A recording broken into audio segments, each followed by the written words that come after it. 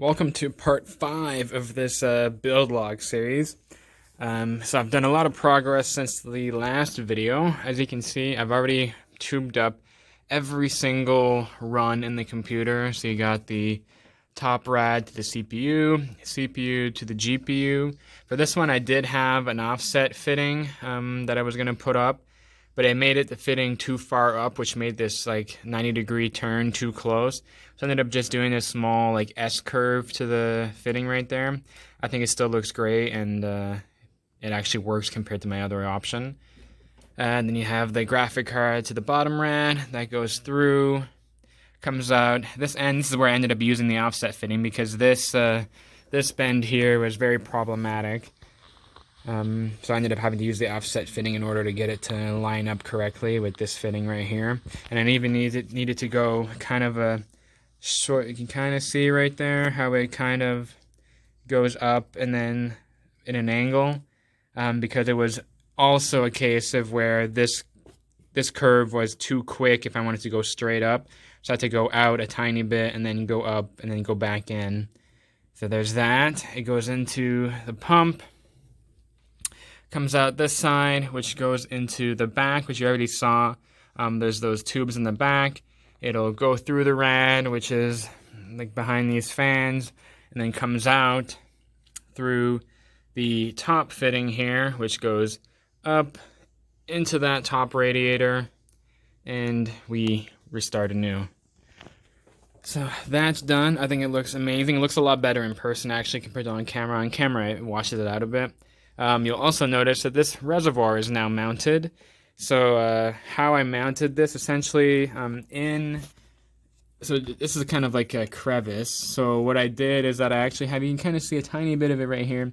There's actually a piece of wood that I shaved down to be like the perfect length that is back in between there. And I used industrial 3M tape, which this stuff can like lift a car. So I don't have to worry about it falling off.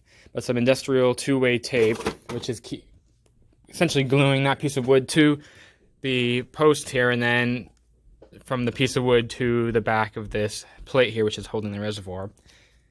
So that's in there nice. The only problem with this is that you can see how close it is to the top, and this is how I actually fill up my loop usually, just directly into the reservoir.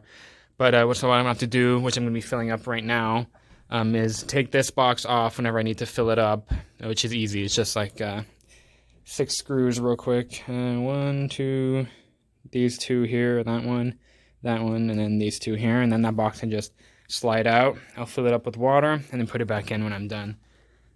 So that's what we have right now. I'll be filling it up in just a few minutes, and I'll bring you guys along for the ride with that, and we'll hopefully not have any leaks. So see you in a few minutes. Anything you want to discuss?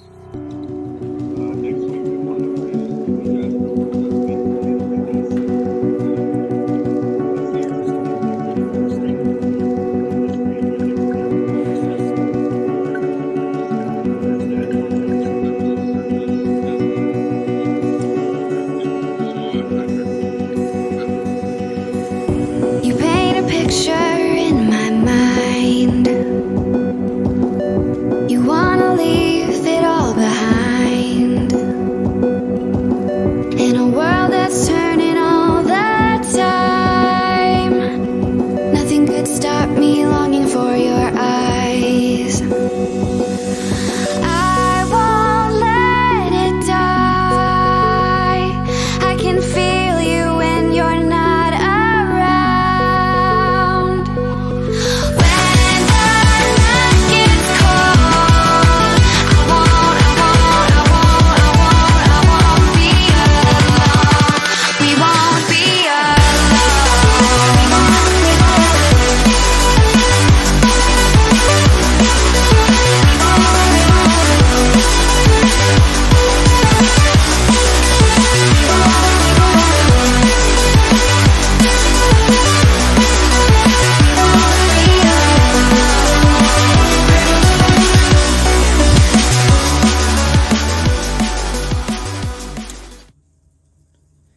Alright, welcome to part 2 of this video.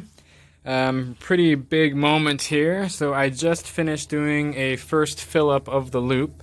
So right now I just have the power supply plugged into the wall with a power supply jumper to get it to turn on, and the only thing plugged in is the pump, which is running at about medium speed right now. I filled the pump up from the little hole here with the handy dandy straw and this syringe thing here. The water I'm using is just distilled water with a bottle of Dasmode Protector mixed in. So this is an anti-corrosive and anti-biocide. I am probably going to have to get another bottle of this though, because it's supposed to be 1-to-4 ratio, up to a maximum of like 1-to-9 ratio, and I pretty much had to use more water than I expected for the loop. So it's more like a 1-to-11 or 1-to-12 ratio right now. So I'll have to order some new ones, or not new ones, but another bottle pretty soon. Unfortunately, the store, Dasmode, which is where I got pretty much all the water cooling parts from, is closed until the new year. So it should be fine to let it run with just the more diluted mix, and I'll add some more in when I can order more. So you can see right now the water bubbles are being just pushed through. That'll take a few hours really to get out. So you can see the water is kind of looking cloudy. That's just because it's got a bunch of air bubbles all over it. That should work itself out over time. You can see I have my handy dandy emergency paper towels here, just in case I had any leaks. So far so good. It's been running for maybe about 5 minutes. I got no leaks showing up anywhere in any of the tubes in the front, and no leaks so far in the back. So everything is looking good. I'm probably gonna let this run for a couple hours before I go and touch it a bit. Usually you gotta shake the computer a bit too to get some of the more stubborn big air bubbles out of the, usually they'll like accumulate like at the top corner of a radiator, or like at the top of the water block on the CPU. Same thing with the graphic card, but the graphic card is kind of sideways, so it doesn't have as much problem. So we'll see how that goes. I'll come back later and give an update, and if everything is leak free, then I'll be able to finish up the wiring and plug everything in and see what it looks like with the lights on and the side panels on, and make sure it still works from my test boot that I did probably like a month ago at this point, because I had to wait so long for the water blocks. So I'll get back to you in a few seconds your time. Alright, so here we are. I have completed all the wiring from the power supply and the fans to the graphic card. Everything is wired up. Everything is good to go. I have already test booted it, but I'll boot it up in a second. Got the cable combs on the 24-pin, cable combs on the 8 pins for the graphic card. Everything seems to be really nicely cable managed. Can't really see any cables other than the 2 main ones that you're supposed to see. Extra fan is in there. Everything is looking really good. I'll show you what it looks like right now. I don't have Windows installed or anything, and it's just the default rainbow RGB that's going on right now when I turn it on. That'll be for tomorrow to set up. But here we go. It would help if I turned on the power supply. So we'll do that again. So here we go. Just wait for a second for the capacitors to fill up real quick. All right, let's go. There we go. Everything's booted up. There is still air bubbles in the loop, so you can still hear the pump a bit more than you should, and it's very bright right now. The camera actually washes it out a bit, so it's actually a bit more vibrant in person. But there's everything right now. So you will just boot up into like finding boot device mode. There we go. I did have a few problems. This fan right here, this connector wasn't sitting completely flush, so the RGB wasn't turning on. I had to shave it down a tiny bit to get that to go in. You can't even notice though, and now we got RGB everywhere. Other problems I had, I'm pretty sure one of my SATA SSDs died over the course of installation. since I can't get it to be recognized by the BIOS anymore, I tried switching any different SATA ports and make sure it was plugged in, but it's just not going anymore, which is fine. I already didn't really use them anyway. They're just there because I wanted to. But that's pretty much what I have for now. Tomorrow we'll be installing Windows, and we're going to be doing some overclocking, hopefully, and see how that goes.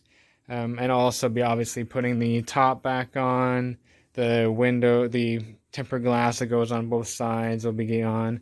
Actually, see if I can give you a look at the cable management here, which is not the greatest, but you get the idea. There's so much stuff in there that even with the amount of room that I had, it was hard to get everything in there. But yeah, that's pretty much it. I'll see you guys in the next part. Feel you when you're not around. When the night gets cold, I won't be alone. We won't be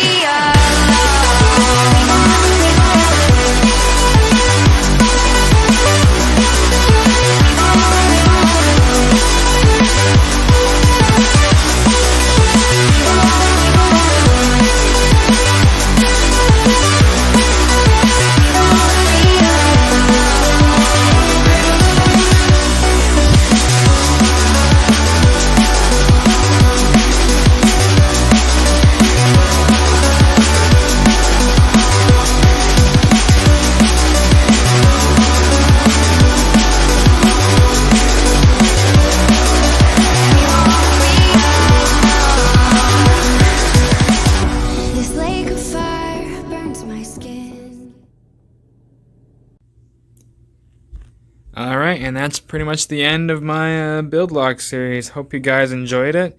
Here's a quick look of the full setup here.